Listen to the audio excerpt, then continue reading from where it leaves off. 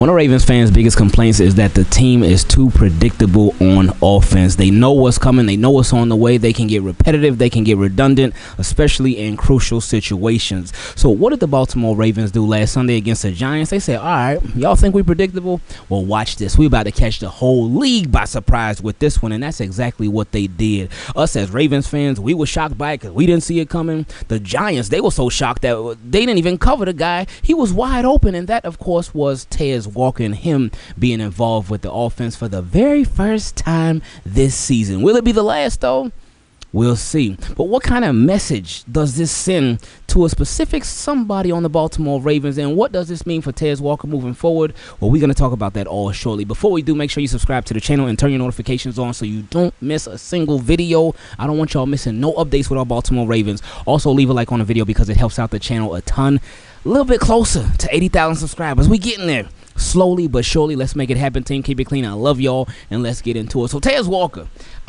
I've been somebody that's all season I've said, oh, we ain't gonna see Tez Walker on offense at all. Nah, he ain't gonna be out there. We could hope that we could see him. He could add another element to the offense, but yeah, it probably ain't gonna happen. After all, didn't they just trade for Diontae Johnson? Doesn't that let you know, like, hello, Tez Walker ain't getting on the field? During training camp, we heard reports about him, and it just didn't sound like he was doing good at all. And then the season rolled around, and he just kept being inactive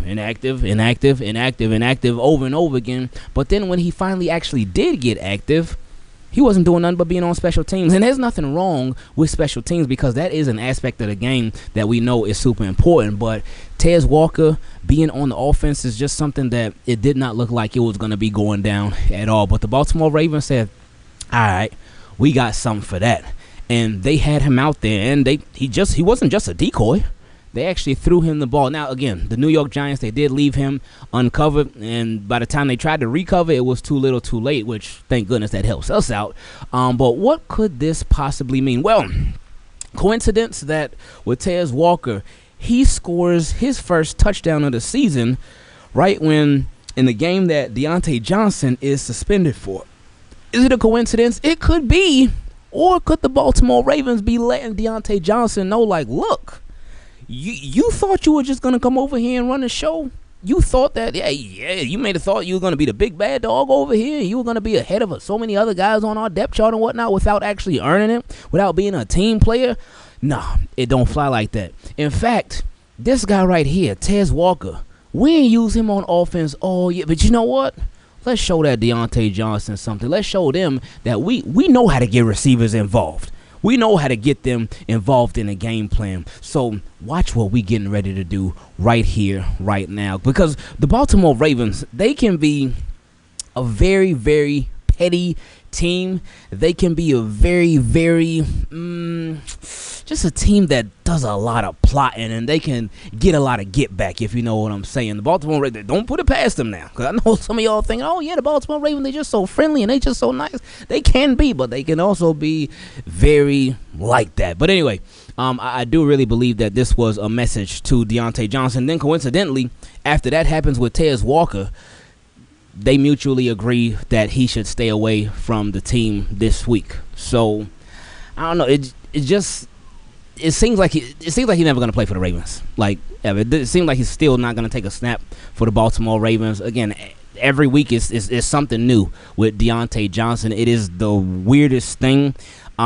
He, of course, coming into the Baltimore Ravens, he did have a bad rep as a bad teammate, as not such a good locker room guy, and now it just seems like that's continuing. Now the Baltimore Ravens, they do have their share in this whole thing as well, which we went over, because why would you trade for a guy and you don't even want to use him? What's the point? Well, I guess we'll find that out soon enough. Maybe, maybe not. But let's get away from that negative talk for a second. Let's talk about our guy, Tez Walker, who, hey, what's up, man? And you know what's funny? Lamar Jackson, last week, he sent a message to the Baltimore Ravens when he talked about Mark Andrews. And what did he say? He said, with Mark Andrews, he is a big body, wide receiver. With Mark Andrews, he said he can throw it up to him, and he will come down with it. And we've seen Lamar Jackson not just talking that talk. He has done that plenty of times before. He trusts Mark Andrews. Mark Andrews gives him a bigger target, a bigger catch radius to throw to. And it seemed like Lamar Jackson was basically telling the Ravens, like, look, I want a big body wide receiver. And the Ravens were like, we got this guy. We ain't been using him too much, but we got this guy that I think maybe he deserves some snaps. And hey, with the whole Deontay Johnson thing we talked about earlier, could that be them sending a message to him? It could be, but at the same time, I don't want to take away from what Tez Walker has been doing, because maybe John Harbaugh was like, look, Tez Walker, you've been out there doing your thing on special teams. You've been balling on special teams. You've been making really nice tackles, especially on Sunday, because he made this tackle where it looked like he was getting tripped up, but he reached back and clipped the guy's ankle with his arm and made it really, really nice tackle. So we were like, all right, Tez, we see you. But we had no idea that we would end up actually seeing him on the offense. And not only seeing him on offense, but seeing him score a touchdown, too. And that was his first catch, too, by the way. And it was so nice to see just how excited so many different Ravens players were for him, how John Harbaugh embraced him with a big hug, like showing him a lot of love. Josh Johnson, he talked highly about him. He talked how they've been working together in the offseason, and that makes sense because Josh Johnson being the second quarterback, and he works with all the second, third string wide receivers and whatnot, so he will be working with a Tez Walker a lot more than he would be working with a Bateman or Zay Flowers or Nelson Aguilar or any of them. So it makes sense why he just proud of him. And so many Ravens were proud of Tez Walker, as they should be. Tez Walker should be proud of himself, because that was a big moment. His very first NFL catch ended up being a touchdown. But what does this mean for the future? Now, I can't get ahead of myself too much, because I know there's been a lot of discourse. All right, hey, Tez about to be that number 3 wide receiver for the Ravens next year. Oh, Tez about to take over. Now, look, I hope he does. I really hope he does. But obviously, Tez Walker will need to get a lot more polished as an NFL receiver, and that comes with experience, that comes with coaching, that comes with training, that comes with work. And can Tez Walker get all of those things and have all of those things? Oh, for sure. He sure can, especially if you got this former Baltimore Raven giving you a commendation like this. And I just believe moving forward, once he gets with a coach that locks him in, that now he's living, breathing football constantly, harping on his game, going into details, looking at the finite little small things about his feet. Where's your right foot when you come down? Where's your left foot? Are you not being too high, not being too low, not overselling, not underselling? When he gets that, I would say next off season, you'll see dramatic change once he gets in the building.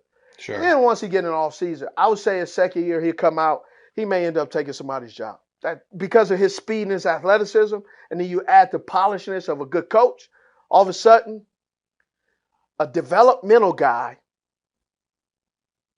will all of a sudden take your job. So none other than Steve Smith Sr., he tried to let us know, and that was way early this year. He said, hey, Tez get with the right coaching, the right training and all that, he could do something. He could do something. So Tez, he is a raw wide receiver. He's mainly a deep threat, go route type of guy.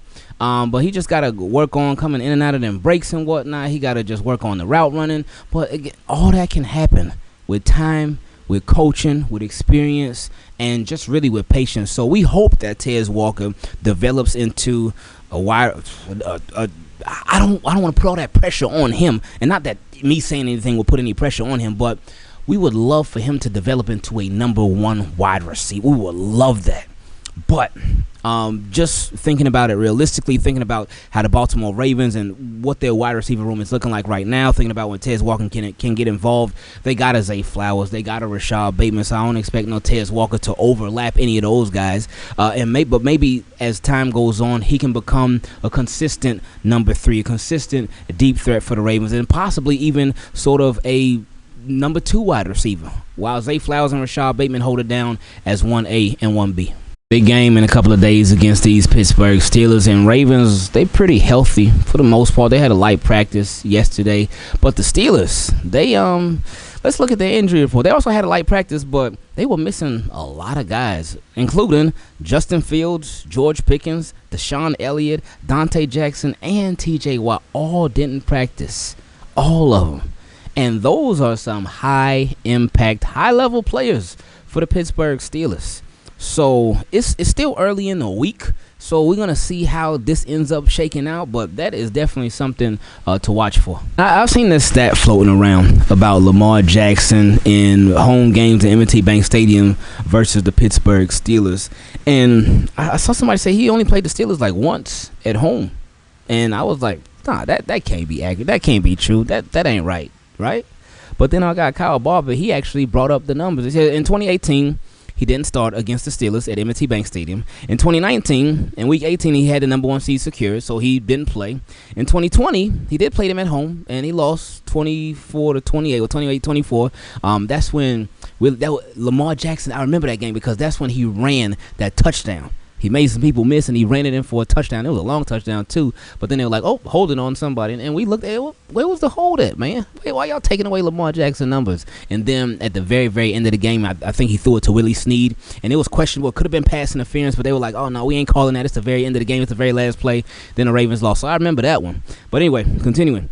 In 2021, he didn't play. And in 2022, he didn't play. And then in 2023, last year, was in Week 18, and they had the number 1 seed secured, so he didn't even play in that game. So Lamar Jackson has only played the Pittsburgh Steelers one time at the crib as a Baltimore Ravens starter. So it's time to fix that. Obviously, he's going to be playing this Saturday, but it's time to go 0-1. Time to change that to 1-1 at M&T Bank Stadium against Pittsburgh. Now we reach my favorite part of these videos where we get to feature your questions. And are y'all crazy? Like, did y'all not realize that Ravens won last week? Because like I tell y'all, like, when Ravens win, we get a few questions here and there. But when they lose, oh boy, when they lose, people be like, oh, I'm letting them know right now how I feel about it. And I appreciate it. That's what this is here for. It's for y'all to express yourselves, how you feeling about our favorite team.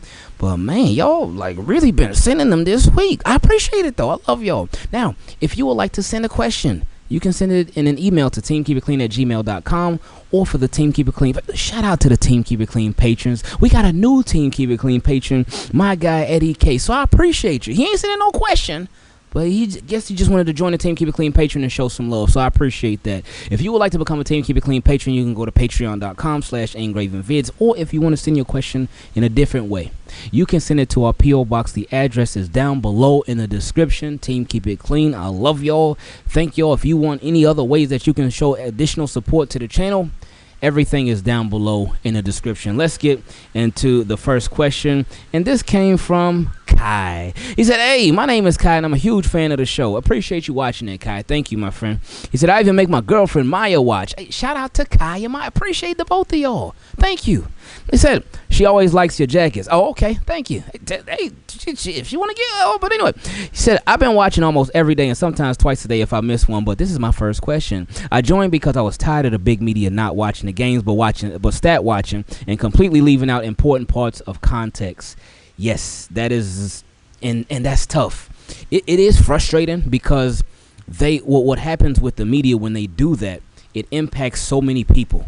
So you start talking with people, you start having conversations, you start listening to other people in the media run with certain narratives and whatnot, and they'll just look at a paper with stats on it, but they won't see the entire picture, and it's a lot deeper than that. So good point. Anyway, he said, I like how you get the true perspective of the fans, and I hope you continue to grow. I appreciate that, Kai. Thank you. For real, man. He said, peace and happiness to you and your family. All right, now that's out the way.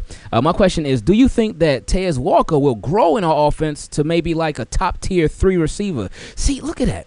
Team Keep It Clean, we be on the same page a lot of times.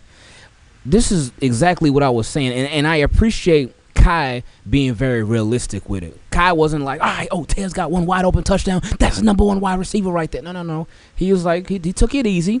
And he ain't put too much pressure on Tez Walker. Like, can he be a high-end, top-tier number 3 receiver? And I think so.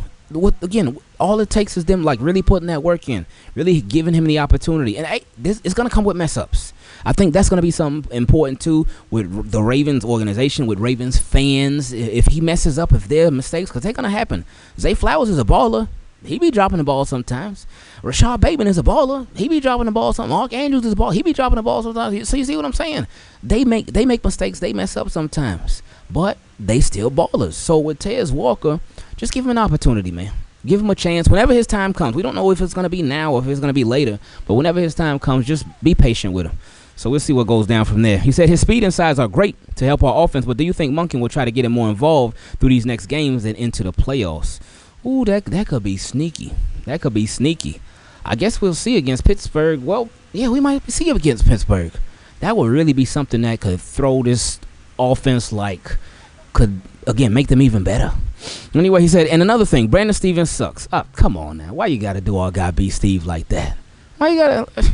He said, what do you think caused such a big drop-off from last year? Once again, thank you for what you do. Thank you for sending in the question and getting it started like this.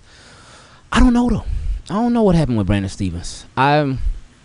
First, my initial thought was, all right, it's because of Zach Orr. It's the defensive coordinator. That's why Brandon Stevens, maybe Mike McDonald was teaching him something in a different way than Zach Orr is. And that's why the defense has just really been bad overall. But then Zach Orr, they made a couple of changes. They had some people on the bench. Then the defense like completely turned around, but Brandon Stevens, he's still been struggling like a lot. So I don't know. I really don't know, because it seems like he's going back to his old ways. Because that's something that Brandon Stevens would struggle with before, with not getting his head turned around a lot. So he just couldn't track the ball. He couldn't locate the ball. A really good tackler. He is sticky in coverage, but he just struggles to make a play on the ball a lot of times. So I don't know what it is, but I'm hoping the Ravens can get it fixed ASAP in the regular season. But it will definitely be fixed by playoffs, because like I said, he's going to go on a Flacco-like run, but on the defensive side of the ball. How the Ravens will finally beat the Steelers. Next question came from my guy Jason. He said, what's up, Mr. Ingraven? Been watching the channel since 2018. Woo. I appreciate that. Oh, you done seen some cringe here and there. You done seen some tough video. But boy, I appreciate you, for real, man. Thank you for hanging around that long. That's a long time, my friend. He said, and it's incredible to see the consistent growth and work ethic from you. Thank you, man. It's the reason why you're my favorite and the best Ravens YouTube channel right now. My only complaint is these titles and thumbnails be fooling me sometimes, but as a YouTuber myself, I know that's just how the game works. Hey, I appreciate your support, my friend. I really do, man. He said, anyways, on to the Ravens game this week against the Steelers. Did you know that this will be the first time Lamar Jackson plays against the Steelers at home in Baltimore since the 2020 season? So, yeah, we were just talking about that. Yeah, that's crazy to think about, man. He said, and if you can remember that far back, the Ravens only allowed 4,000 fans in the stadium due to COVID. So this will be the first time Lamar plays the Steelers in front of a full sold-out bank. Oh, I didn't even think about that part. I didn't even think about that part. That's a really good point. He said, also, this was the last time the Ravens scored 20 points or more against the Steelers. What a perfect way to set up the biggest Ravens home regular season game since the 2018 finale against Cleveland. Well, yeah, that game was huge. Is that the biggest since then? I know he had big games at the crib after that, but let's just keep going. He said, now, how does Lamar finally beat the Steelers? Before I list my reasons, we already know that the defense will show up and show out. Not just because the Steelers' offense isn't one of the better offenses in the league, but that's just how these games typically are. But I know we are all dreaming about Lamar finally performing like La MV3 against these Steelers, but here's how it can become a reality. Yeah, all right, let's see what he got to say. Number one, cut the turnovers. Boom. Oh, yeah, that's for sure. Fumbles, picks, none of that stuff. We don't need it, especially against Pittsburgh. Now, real quick, I got to backtrack one second. Because you said we already know that the defense will show up and show out, not just because the Steelers' offense isn't one of the better offenses in the league. They might not be, but they could get some explosive plays off, man. They really can. And Russell Wilson, boy, with that deep ball, man, that thing is something serious, man. Hey, this was the first game. This was the first team that the Ravens tested out their new safeties against. It was the Steelers. And that was when, boom, the defense had that turnaround. So they need to just keep it up. Anyway, he said, cut the turnovers. Every game that we have played against the Steelers since 2019, the Ravens have turned the ball over at least once. Ooh, that's not good. That's not good at all. He said, in fact, the Ravens average 2.2 turnovers a game against the Steelers. That is the number one way we lose to these games. Not only does it give extra possessions to the opponents, but when a team struggles to score in the red zone like Pittsburgh, giving them short fields does not help. That's true. And it takes away points from the Ravens. Number two, he said, help the O-line with quick up-tempo pace. Boom. That's something. You got to do that. Whether TJ Watt plays or not, your offensive line has been struggling a whole lot. And like we always say, a lot of it gets masked because Lamar Jackson, he'll make some people miss, he'll scramble, he'll run around and whatnot. But the offensive line has been struggling a lot. So if they can get that quick, and that'll allow like receivers and Lamar to get into a rhythm earlier and quicker. So anyway, he said up-tempo pace. It's still crazy to me that for how well Lamar and this offense have been all season, they still do not have a consistent short game passing attack. We were able to see it a little bit with Zay Flowers and company in the first half against the Giants, and we all saw how quickly and efficiently they were able to move the ball against the Steelers on that final drive when the ball was getting out quickly in the hurry-up mode. I hope they do a lot more of this on Sunday, Saturday. He said the offensive line is the weakest link on our team, so why not help them by asking them to not asking them to continuously try to block these defensive linemen for 4 to 6 seconds every play. I love that. That was perfectly explained. Thank you. He said number 3, penalties and finishing drives. Oh yeah, especially against Pittsburgh Steelers. Really against any team with the penalties, but finishing drives, especially against Pittsburgh. You can't keep stalling out. And also, something that Zay Flowers mentioned, before I get into your last part, make them field goals. Zay Flowers was asked about it today. He said, what do you got to do? What do you guys got to do? He said, we got to score points and make field goals, play good defense. So anyway, he said, finally, we have to limit our unforced penalties like false starts, illegal shifts, and score points on every drive that gets within scoring range. He said, looking at you, Tucker. I already know at some point during the game we'll unfortunately have to watch Tucker trot out there with all our nerves kicking up again. But I have confidence that Tucker will get back to himself, especially now that we won't have to worry about kickoffs anymore. Oh, that he won't have to worry about kickoffs anymore. That's true. But yeah, Harbaugh said, hey, it could be Jordan Stout moving forward, so we'll see.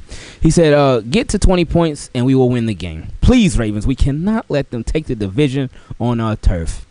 Can't, man. Can't. Ravens, they're going to get it done. They're going to get it done. Now, with the division, even if Ravens win, they don't necessarily have it. They'll be tied in first place, but if the Pittsburgh Ravens... oh, my goodness. I just said the Pittsburgh Ravens. If the Pittsburgh Steelers and the Ravens both win out, if Ravens win this Saturday, which they will, but if Ravens win this Saturday and they win the rest of their games and Pittsburgh wins the rest of their games after that, then the Steelers will get it. But if the Ravens win on Saturday, then they're in the playoffs.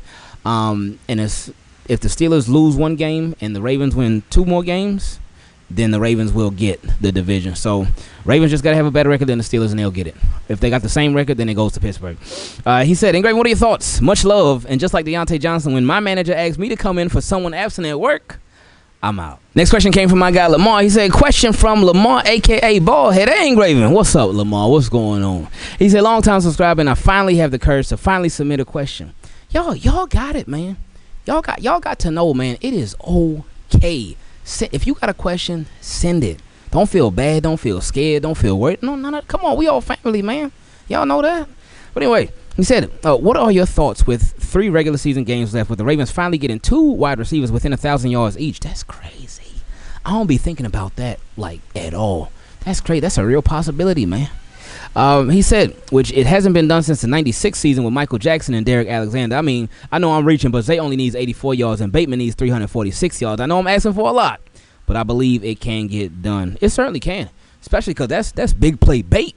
Like, Bate, he don't catch no short pass. Bate only catches deep passes, and that's it. So he got the opportunity, like 346 yards over the next 3 games. That's what, like 115 yards averaging, I think, something like that. If my math is right, he got to get 115 yards a game. It's gonna be a little tough because Bateman, he be involved. He don't be involved like that, but it is a real possibility. It can happen. He would just have to go like crazy. And then with Zay Flowers, like, get him involved. Like, they be forgetting about Zay Flowers sometimes, it seems. But maybe defenses are like, all right, let's cover Zay Flowers. Let's take him out the game. But we're going to make them beat us with somebody else. And that ends up being Bateman. So he benefits. Next question came from my guy, Ryan. And I appreciate new people sending in questions. Like, again, appreciate everybody's question. But I always appreciate when new people send in questions, too. Because it's nice to hear from some new people. And it's nice when people they willing to share whatever they feel about our favorite team in Baltimore Ravens. So I love all of y'all. Let's get into it. He said, hey, my name is Ryan. I'm a Ravens fan. I've been watching you since your Madden videos. Ooh, that's a long time ago, baby. But I appreciate that. I appreciate that, man. He said, your journey has been a pleasure to be a part of. Since Lamar did the interview when he said he thinks Mark Andrews is a favorable matchup against anybody because of his size and speed and having a high-quality backup like Isaiah Likely, do you think it would be a good move to line Mark up at the X or Y in some formations and create more opportunities for him in the offense? Also, line Mark Andrews up at wide receiver. You could. Couldn't hurt to try. And I'm sure they've done it before, but yeah, it couldn't hurt to try. Just that would be something right there. I think that would draw a lot of attention if they saw Mark Andrews lined up as a wide receiver. Like, he ain't gonna run no route like a wide receiver, but Mark can move. He could jump and go up and get it. So he can make some crazy plays happen, as we've seen throughout his whole career. So yeah, why not? So I would be down with it. He said this could give Lamar a great option for the sideline jump balls and create a new problem for defenses to think about. Yeah, that's true. And immediately, like if they saw Mark Andrews, because Mark Andrews always draws a lot of attention because they know that's Lamar's guy. So if they saw him go out wide, they said, hey, somebody go cover him. And he said, I appreciate the time and effort you put in for the Ravens flock and wishing nothing but more success. Hey, appreciate that, Ryan. Thank you, man.